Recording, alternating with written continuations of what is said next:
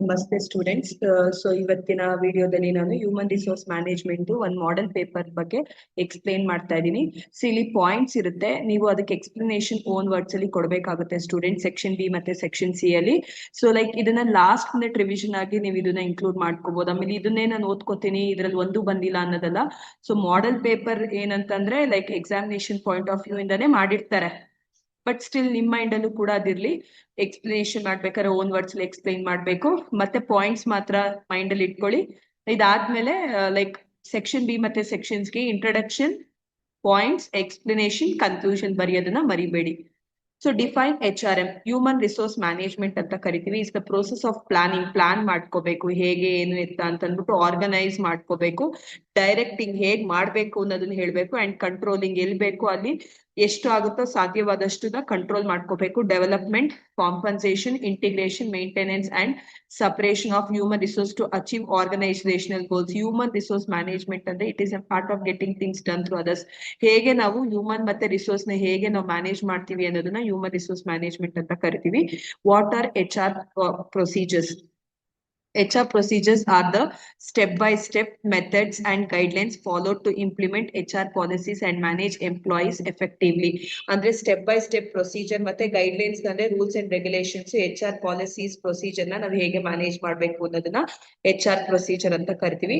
What is human resource planning? Human resource planning is the process of forecasting an organization future manpower requirements and ensuring the availability of qualified employees ಅಂತ ಹೇಳ್ತಾರೆ. Human resource planning ಅಂತಂದ್ರೆ ನಾವು plan ಮಾಡ್ಕೋತೀವಿ future ಅಲ್ಲಿ man power ಎಷ್ಟು ಬೇಕಾಗುತ್ತೆ, ಮತ್ತೆ like qualified ಎಷ್ಟು ಜನ ತಗೋಬೇಕು, ಅನ್ಕ್ವಾಲಿಫೈಡ್ ಎಷ್ಟು ಜನ ತಗೋಬೇಕು ಅಂತ ಮುಂಚಿತವಾಗ್ಲೇನೆ ಪ್ಲಾನ್ ಮಾಡ್ಕೊಡೋದನ್ನ ಹ್ಯೂಮನ್ ರಿಸೋರ್ಸ್ ಪ್ಲಾನಿಂಗ್ ಅಂತ ಕರಿತೀವಿ.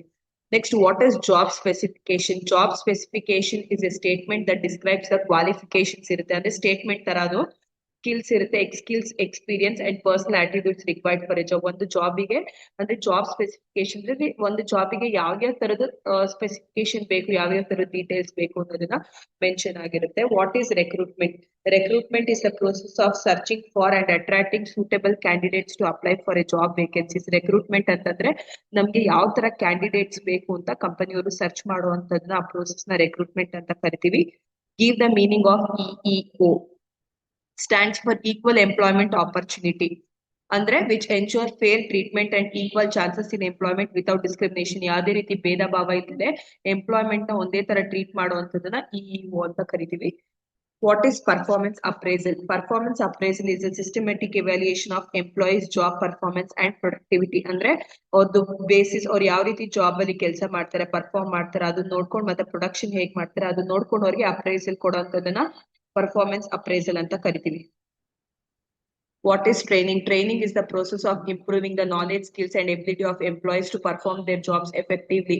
Recruitment ಆದ್ಮೇಲೆ ಅವ್ರ ಕಂಪನಿಗೆ ಸೆಲೆಕ್ಟ್ ಆದ್ಮೇಲೆ ನೆಕ್ಸ್ಟ್ ಟ್ರೈನಿಂಗ್ ಕೊಡೋದು. ಕಂಪನಿದು ಯಾವ ತರ ಸ್ಟ್ಯಾಂಡರ್ಡ್ಸ್ ಹೇಗಿದೆ, ಮತ್ತೆ ಕಂಪನಿಲಿ ಯಾವ ರೀತಿ ವರ್ಕ್ ಮಾಡ್ಬೇಕು ಅಂತ ಅವರೇ ಟ್ರೈನಿಂಗ್ ಕೊಡೋಂಥದನ್ನ ಟ್ರೈನಿಂಗ್ ಅಂತ ಕರಿತೀವಿ. What is incentive? Incentive is a financial or non financial reward given to employees to motivate better performance. ಅಂದ್ರೆ ಇನ್ಸೆಂಟಿವ್ ಅಂದ್ರೆ ಫಿನಾನ್ಷಿಯಲ್ ಆಗಿರ್ಬೋದು, ನಾನ್ ಫಿನಾನ್ಷಿಯಲ್ ರಿವಾರ್ಡ್ಸ್ ಆಗಿರ್ಬೋದು, ಎಂಪ್ಲಾಯೀಸ್ ಗೆ ಕೊಡ್ತಾರೆ. ಏನಕ್ಕೆ ಕೊಡ್ತಾರೆ ಅಂತಂದ್ರೆ ಇನ್ನು ಪರ್ಫಾರ್ಮೆನ್ಸ್ ಚೆನ್ನಾಗಿ ಮಾಡ್ಲಿ ಅಂತ ಮೋಟಿವೇಟ್ ಮಾಡುವಂತದನ್ನ ಸೊ ಇನ್ಸೆಂಟಿವ್ ಅಂತ ಕರಿತೀವಿ. What do you mean by gig economy? The gig economy refers to the labor market where individual work on short-term contracts, freelance assignment or temporary. ಅಂದ್ರೆ ಇದು ಲೈಕ್ ನಮ್ಮ ಎಕನಾಮಿಲಿ ಗಿಗ್ ಎಕನಾಮಿ ಅಂತಂದ್ರೆ short term contracts ಅನ್ನು ಒಂದು 6 months freelance ಅಲ್ಲಿ work ಮಾಡ್ತಾ ಇರಲ್ಲ, temporary jobs ನ ಗಿಗ್ ಎಕನಾಮಿ ಅಂತ ಕರಿತೀವಿ. Next, explain the features of job description. ಇದು ನಿಮ್ಗೆ ಸೆಕ್ಷನ್ ಬಿ ಅಲ್ಲಿ ಕೇಳೋಂಥದ್ದು.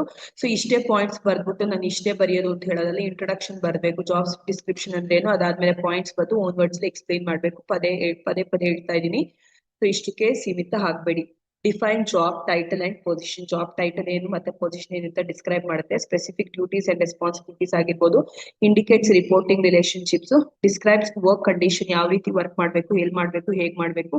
States authority and accountability. ಅಕೌಂಟಬಿಲಿಟಿನ it should be transparent, helps in recruitment and selection. ಯಾವ ತರ ಕ್ಯಾಂಡಿಡೇಟ್ಸ್ ಬೇಕು ಅಂತ ರೆಕ್ರೂಟ್ ಮಾಡ್ಕೋಬೇಕು ಮತ್ತೆ ಸೆಲೆಕ್ಟ್ ಮಾಡ್ಬೇಕು.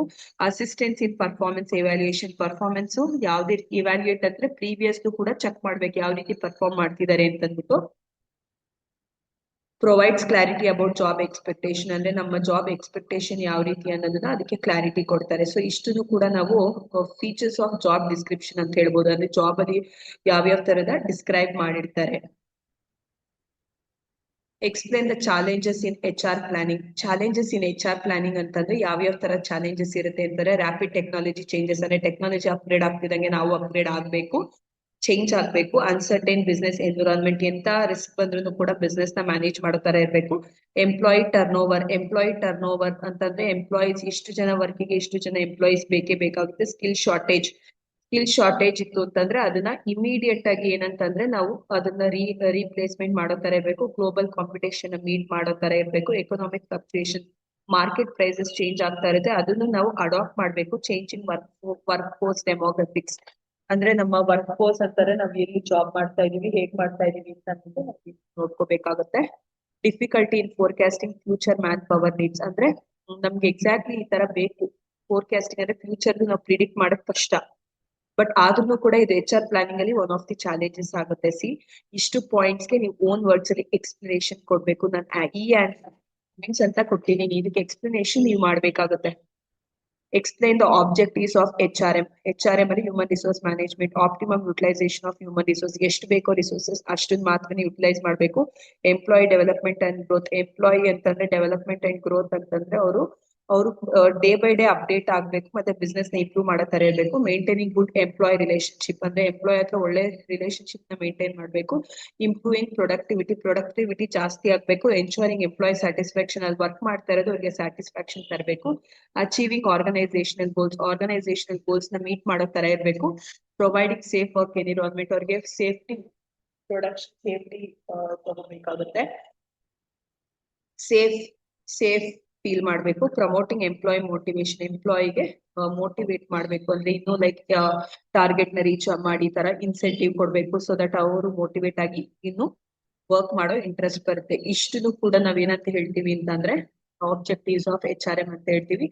Optimum utilisation of resources, employee development and growth, maintaining good employee relationship, improving productivity, ensuring employee satisfaction, achieving organizational goals, providing a safe work environment, promoting employee motivation. Explain the components of HR policies. ಯಾವ್ದ್ಯಾವ್ದೆಲ್ಲ policies HR policies ಅಲ್ಲಿ include ಆಗಿದೆ ಅಂದ್ರೆ recruitment and selection policy, ಅದನ್ನ ಮಾಡ್ಲೇಬೇಕು. Recruit ಮಾಡ್ಬೇಕು, ಮತ್ತೆ candidates right candidate ನ select ಮಾಡ್ಬೇಕು. ಅವರಿಗೆ training and development policy, compensation policy ಅಂದ್ರೆ ರೆಮ್ಯುನರೇಷನ್ ಕೊಡ್ಬೇಕು. ಪರ್ಫಾರ್ಮೆನ್ಸ್ ಅಪ್ರೈಸಲ್ ಅಂತಂದ್ರೆ ಅವ್ರ ಪರ್ಫಾರ್ಮೆನ್ಸ್ ಚೆನ್ನಾಗಿ ಮಾಡ್ತಾ ಇದಾರೆ ಅಂದ್ರೆ ಅವ್ರನ್ನ ಅಪ್ರೈಸ್ ಮಾಡ್ಬೇಕು. Promotion and transfer policy, promotion ಮಾಡ್ಬೇಕು. ಆಮೇಲೆ employee welfare policy, employee standard of living improve ಮಾಡೋ ತರ ಇರಬೇಕು. ಡಿಸಿಪ್ಲಿನ್ ಪಾಲಿಸಿ, ಇಲಿಗಲ್ ಆಕ್ಟಿವಿಟೀಸ್ ಇದೆಲ್ಲ ಮಾಡಬಾರ್ದು. ಡಿಸಿಪ್ಲಿನ್ ಅಂದ್ರೆ ensure smooth running of business ಅಂತ ಹೇಳ್ತಾರೆ. Health and safety, health related ಅವರಿಗೆ ಸೇಫ್ಟಿ ಪಾಲಿಸಿನೂ ಕೂಡ ಕೊಡ್ಬೇಕು. ಸೊ ಇಷ್ಟನ್ನು ಕೂಡ ನಿಮ್ಗೆ ಆನ್ಸರ್ ಇದೆ, ಪಾಯಿಂಟ್ಸ್ ಇದೆ, ಇದನ್ನ ಎಕ್ಸ್ಪ್ಲೈನ್ ಮಾಡ್ಬೇಕಾಗಿರುವಂತದ್ದು ನಿಮ್ಗೆ ಇಲ್ಲಿ. Explain the various internal and external sources of recruitment. Internal sources ಅಂದ್ರೆ promotion, transfer, employee referrals, employment of former employees. ಅಂದ್ರೆ ಇಂಟರ್ನಲ್ ಅಂದ್ರೆ ವಿತ್ ಇನ್ ದ ಆರ್ಗನೈಸೇಷನ್ ನಡೆಯುವಂತದ್ದು. ಪ್ರಮೋಷನ್ ಆಗುತ್ತೆ, ಟ್ರಾನ್ಸ್ಫರ್ ಆಗುತ್ತೆ, ಎಂಪ್ಲಾಯಿ ರೆಫರಲ್ಸ್ ಆಗುತ್ತೆ, ಎಂಪ್ಲಾಯ್ಮೆಂಟ್ ಆಫ್ ಫಾರ್ಮರ್ ಎಂಪ್ಲಾಯೀಸ್ ಆಗುತ್ತೆ. External ಅಂದ್ರೆ campus recruitment, ಹೊರಗಡೆ ಹೋಗ್ತೀವಿ, ಎಂಪ್ಲಾಯ್ಮೆಂಟ್ ಎಕ್ಸ್ಚೇಂಜ್, ಇಲ್ಲಿಂದ ಬೇರೆ ಕಡೆ ಎಂಪ್ಲಾಯ್ಮೆಂಟ್ ಎಕ್ಸ್ಚೇಂಜ್ ಮಾಡ್ತೀವಿ. ಅಡ್ವರ್ಟೈಸ್ಮೆಂಟ್ ಕೊಡುವಂತದ್ದು, ರೆಕ್ರೂಟ್ಮೆಂಟ್ ಏಜೆನ್ಸಿ ಕೊಡ್ತೀವಿ, online job portals, walk in interview, ಇದೆಲ್ಲ ಎಕ್ಸ್ಟರ್ನಲ್ ಬರುತ್ತೆ. ಸೊ ನೀವು ಇಂಟರ್ನಲ್ ಅಂದ್ರೆ ಏನು, ಎಕ್ಸ್ಟರ್ನಲ್ ಅಂತ ಏನು ಅಂತ ಬರ್ಬಿಟ್ಟು ಒಂದೇ ಪಾಯಿಂಟ್ಸ್ ಅಲ್ಲಿ ಇದನ್ನ ಎಕ್ಸ್ಪ್ಲೈನ್ ಮಾಡಿ. Both internal external sources help organisation attract suitable candidates ಅಂತ ಕೊಟ್ಟಿದ್ರೆ ಇಷ್ಟು ನಿಮ್ಗೆ ಸೆಕ್ಷನ್ ಬಿ ಅಲ್ಲಿ ಮಾಡೆಲ್ ಕ್ವೆಶನ್ ಪೇಪರ್ ಅಲ್ಲಿ ಇದ್ದಂತ ಕ್ವೆಶನ್. ಇವಾಗ ಸೆಕ್ಷನ್ ಸಿ ಅಲ್ಲಿ ನೋಡೋಣ. Briefly explain briefly the importance of HRM in modern organization. HRM ಅಂತಂದ್ರೆ it is a vital role in modern organization by managing human resource effectively. ಅದ್ರದ್ದು importance ನೋಡಿ. helps to achieve organization objective, ಅದೇ main ಎಲ್ಲಾರ್ದು ಉದ್ದೇಶ. Improve employee productivity, ಅವ್ರನ್ನ ಆ ರೀತಿ motivate ಮಾಡಬೇಕು. ಎನ್ಹಾನ್ಸ್ ಎಂಪ್ಲಾಯಿ ಸ್ಯಾಟಿಸ್ಫ್ಯಾಕ್ಷನ್, ಅವ್ರಿಗೆ ಮಾಡ್ತಿರುವಂತ ಕೆಲಸ ಸ್ಯಾಟಿಸ್ಫ್ಯಾಕ್ಷನ್ ತರಬೇಕು. ಡೆವಲಪ್ಸ್ ಎಂಪ್ಲಾಯಿ ಸ್ಕಿಲ್ಸ್ ಅಂಡ್ ಕಾಂಪಿಟೆನ್ಸಸ್, ಅಂದ್ರೆ ಅವ್ರದ್ದು ಇಂಪ್ರೂವ್ ಮಾಡಬೇಕು ಸ್ಕಿಲ್ಸ್ ಮತ್ತೆ ಕಾಂಪಿಟೇಟರ್ಸ್ ನ ಫೇಸ್ ಮಾಡೋ ತರ ಇರಬೇಕು. ಮೇಂಟೈನ್ಸ್ ಇಂಡಸ್ಟ್ರಿಯಲ್ ಹಾರ್ಮೋನಿ, ಯಾವುದೇ ರೀತಿ ಡಿಸ್ಟರ್ಬೆನ್ಸ್ ಬಂತು ಕೂಡ, ಯಾವುದೇ ರೀತಿ ಕಾಂಪಿಟೇಟರ್ಸ್ ಬಂತು ಕೂಡ ಅದನ್ನು ಮ್ಯಾನೇಜ್ ಮಾಡೋ ತರ ಇರಬೇಕು. Reduce employee turnover, frequent ಆಗಿ ಚೇಂಜ್ ಮಾಡೋ ತರದ್ರಲ್ಲಿ ಇರಬಾರ್ದು. Promotes innovation and creativity. ಇವತ್ತಿನ ಟೆಕ್ನಾಲಜಿ ತಕ್ಕನಾಗ ಅಪ್ಡೇಟ್ ಆಗ್ಬೇಕು. Ensures legal compliance, rules and regulations ಎಲ್ಲ ಮತ್ತೆ ಎಲ್ಲ ಪ್ರಾವಿಷನ್ಸ್ ಫಾಲೋ ಮಾಡ್ತಾ ಇದಾರೆ ಅಂತ ನೋಡ್ಕೋಬೇಕು. Supports organisation growth to earn profit ತರನೇ ಆಗ್ಬೇಕು. Builds a positive work culture. Work ಮಾಡ್ತಿರೋಂತ ಎನ್ವಿರಾನ್ಮೆಂಟ್ ಬಂದು ಪಾಸಿಟಿವ್ ಆಗಿ ಇರಬೇಕು. ಇಲ್ಲಿ ಡಿಫ್ರೆನ್ಸ್ ಬಿಟ್ವೀನ್ HRM ಮತ್ತೆ HRD ಸ್ವಲ್ಪ ಪಾಯಿಂಟ್ಸ್ ಇದೆ. ಸೊ ನೀವೂನು ಕೂಡ ರಿಮೈನಿಂಗ್ ಇನ್ ಅದರ್ ಪಾಯಿಂಟ್ಸ್ ಇತ್ತು ಅಂದ್ರೂ ಆಡ್ ಆನ್ ಮಾಡ್ಬೋದು. ಫೋಕಸಸ್ ಆನ್ ಮ್ಯಾನೇಜಿಂಗ್, ಇದು focuses on developing. Employees administrative function, employees developmental function. ಇದು concern with recruitment and compensation, concern with training and career development. Short term orientation, ಇದು long term orientation. Ensures efficient workforce utilisation, ensures employees capabilities. So ಎನ್ಸ್ these are the like difference between. ಸ್ವಲ್ಪನೇ difference ಇದೆ. ಇನ್ನ points ಏನಾರು ಇತ್ತು ಅಂದ್ರೆ ನೀವು add on ಮಾಡ್ಕೊಳ್ಳಿ. Functions of HRM, managerial functions ಅಂದ್ರೆ ಮ್ಯಾನೇಜೀರಿಯಲ್ ಅಂತಾರೆ ಪ್ಲಾನಿಂಗ್, ಆರ್ಗನೈಸಿಂಗ್, ಡೈರೆಕ್ಟಿಂಗ್, ಕಂಟ್ರೋಲ್. ಅಂದ್ರೆ ಮುಂಚಿತವಾಗ್ಲೇ ಪ್ಲಾನ್ ಮಾಡ್ತೀವಿ, ಆರ್ಗನೈಸ್ಡ್ ವೇ ಅಲ್ಲಿ ನಡೀತಿರುತ್ತೆ. ಡೈರೆಕ್ಟಿಂಗ್ ಹೀಗೆ ಮಾಡ್ಬೇಕು ಅಂತ ಡೈರೆಕ್ಟ್ ಮಾಡ್ತಾರೆ. ಕಂಟ್ರೋಲಿಂಗ್ ಎಲ್ಲಿ ಬೇಕು ಅಲ್ಲಿ ಕಾಸ್ಟ್ ಎಲ್ಲಿ ಜಾಸ್ತಿ ಆಗುತ್ತೆ ಅಂತ ಕಡೆ ಕಂಟ್ರೋಲ್ ಮಾಡಬೇಕು. ಮತ್ತೆ ಆಪ್ಟಿಮಮ್ ಯುಟಿಲೈಸೇಷನ್ ಆಫ್ ರಿಸೋರ್ಸಸ್ ಅಂತ ಹೇಳ್ತಾರೆ. Next operative functions.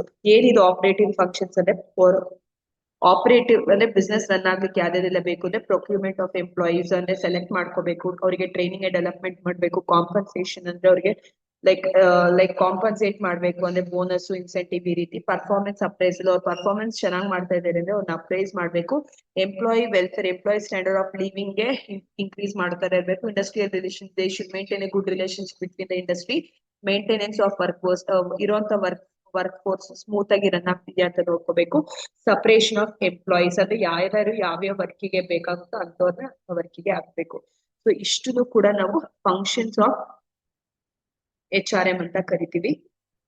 Role of A ಅಂತಂದ್ರೆ ಏನು? ಆರ್ಟಿಫಿಷಿಯಲ್ ಇಂಟೆಲಿಜೆನ್ಸ್ ಇನ್ ವರ್ಕ್ ಫೋರ್ಸ್ ಪ್ಲಾನಿಂಗ್ ಅಂತ ಹೇಳ್ತಾರೆ. ರೋಲ್ಸ್ ಏನದು ಅಂತಂದ್ರೆ ಫೋರ್ಕಾಸ್ಟ್ ಮ್ಯಾನ್ ಪವರ್ ರಿಕ್ವೈರ್ಮೆಂಟ್. ಅಂದ್ರೆ ಇವಾಗ ನೀವು ಕೆಲವೊಂದು ಇದ್ರಲ್ಲಿ ನೋಡ್ಬೋದು, ಇವಾಗಿನ ಟೆಕ್ನಾಲಜಿ ತಕ್ಕನಾಗೆ ತುಂಬಾ ಯೂಸೇಜ್ ಜಾಸ್ತಿ ಆಗ್ತಿದೆ. Identify skill gaps, improves recruitment efficiency. ಯಾವ್ದಂದ್ರೆ ರೋಲ್ ಏನ್ ಮಾಡ್ತಿದೆ ಅಂತ ಅಂದ್ಬಿಟ್ಟು automates repetitive HR task, enhance employee engagement, predicts employee turnover. ಅಂದ್ರೆ ಎಷ್ಟು ಜನ ಬೇಕು ಎಂಪ್ಲಾಯಿ ಟರ್ನ್ ಓವರ್ ಅನ್ನೋದನ್ನ ಮುಂಚೆನೆ ಪ್ರಿಡಿಕ್ಟ್ ಮಾಡುತ್ತೆ. Supports work force analytics, facilitates data driven decision, reducing hiring cost, improves work force productivity. ಅಂದ್ರೆ ಲೈಕ್ ಏನಂತಂದ್ರೆ ನಾವ್ ನ ಅಡಾಪ್ಟ್ ಮಾಡೋದ್ರಿಂದ ನಮ್ಗೆ ಮ್ಯಾನ್ ಪವರ್ ಎಷ್ಟು ಬೇಕು ಅಂತ ಗೊತ್ತಾಗುತ್ತೆ. ಸ್ಕಿಲ್ ಗ್ಯಾಪ್ಸ್ ಇಡಿಯಾಗಿ ಐಡೆಂಟಿಫೈ ಮಾಡ್ಬೋದು, ಅದ್ರಲ್ಲಿ ಏನ್ ಟ್ಯಾಲೆಂಟ್ ಇದೆ ಏನ್ ಟ್ಯಾಲೆಂಟ್ ಇಲ್ಲ ಅನ್ನೋದು. ಇಂಪ್ರೂವ್ಸ್ ರೆಕ್ರೂಟ್ಮೆಂಟ್ ಎಫಿಷಿಯನ್ಸಿ, ರೆಕ್ರೂಟ್ಮೆಂಟ್ ಮಾಡ್ಲಿಕ್ಕೆ ತುಂಬಾ ಯೂಸ್ಫುಲ್ ಆಗುತ್ತೆ. ಆಟೋಮೇಟ್ಸ್ ರಿಪಿಟೇಟಿವ್ HR ಟಾಸ್ಕ್, ರಿಪಿಟೇಟಿವ್ ಆಗಿ ನಾವು ಮಾಡುವಂತ ಕೆಲಸ ಅವಾಯ್ಡ್ ಮಾಡೋ ತರದಲ್ಲಿ ಇರುತ್ತೆ. Enhance employee engagement, employee business ಅಲ್ಲಿ ಎಂಗೇಜ್ ಆಗೋ ತರದಲ್ಲಿ ಇರುತ್ತೆ. ಪ್ರಿಡಿಕ್ಟ್ಸ್ ಎಂಪ್ಲಾಯಿ ಟರ್ನ್ ಓವರ್, ಎಷ್ಟು ಜನ ಎಂಪ್ಲಾಯೀಸ್ ಬೇಕು ಅನ್ನೋದನ್ನ ಪ್ರಿಡಿಕ್ಟ್ ಮಾಡುತ್ತೆ. Supports work force analytics, facilitates data driven decision, reduces hiring cost, improve work force productivity. ಇಷ್ಟನ್ನು ಕೂಡ ರೋಲ್ ಆಗಿರುತ್ತೆ ಪ್ಲಾನಿಂಗ್ ಅಲ್ಲಿ. Explain the supply forecasting method in HR planning. Supply forecasting estimates the availability of human resource required by an organisation. ಒಂದು ಆರ್ಗನೈಸೇಷನ್ಗೆ ಎಷ್ಟು human resource ಬೇಕು ಅಂತ ಮುಂಚಿತವಾಗ್ಲೇ predict ಮಾಡಿರುತ್ತೆ. ಅದರಲ್ಲಿ ಸ್ಕಿಲ್ ಇನ್ವೆಂಟ್ರಿ ಅನಾಲಿಸಿಸ್ ಆಗುತ್ತೆ, ರೀಪ್ಲೇಸ್ಮೆಂಟ್ ಚಾರ್ಟ್ ಆಗುತ್ತೆ, ಸಕ್ಸೆಷನ್ ಪ್ಲಾನಿಂಗ್ ಆಗುತ್ತೆ, Markov analysis, employee turnover analysis ಅಂತ ಕರೀತಾರೆ. ಸ್ಟೆಪ್ಸ್ ಯಾವ್ದೇ ಸ್ಟೆಪ್ಸ್ ಅಂತಂದ್ರೆ assess current workforce, analyse employee skills and competencies, estimate future availability, identify shortages or surpluses, develop action plans ಅಂತ ಹೇಳ್ತಾರೆ. Advantages ಅಂದ್ರೆ ensure availability of talent, support succession planning, reduces recruitment cost. ಇಷ್ಟನ್ನು ಕೂಡ ಈ ಕ್ವೆಶನ್ಗೆ ಅಂದ್ರೆ steps explain ಮಾಡಿದ್ದಾರೆ, methods explain ಮಾಡಿದ್ದಾರೆ, ಅಡ್ವಾಂಟೇಜಸ್ ಪಾಯಿಂಟ್ಸ್ ಕೊಟ್ಟಿದ್ದಾರೆ, ಎಕ್ಸ್ಪ್ಲನೇಷನ್ ಇನ್ ಓನ್ ವರ್ಡ್ಸ್ ಗೆ ಕೊಡ್ಬೇಕಾಗುತ್ತೆ. ಇದು ಮಾಡರ್ನ್ ಪೇಪರ್ 1 ಅಲ್ಲಿ ಇರುವಂತ ಕ್ವೆಶನ್. ಸೊ ನೀವು ಕೂಡ ಇದು ಲಾಸ್ಟ್ ಮಿನಿಟ್ ರಿವಿಷನ್ ಆಗಿ ನೀವು ಇದನ್ನ ಯೂಸ್ಫುಲ್ ಅಂದ್ರೆ ಯೂಸ್ ಮಾಡ್ಕೋಬಹುದು ಸ್ಟೂಡೆಂಟ್ಸ್. ಮೋರ್ ವಿಡಿಯೋಸ್ಗೆ ನನ್ನ ಚಾನೆಲ್ ನ ನೋಡ್ತಾ ಇರಿ. Thank you students.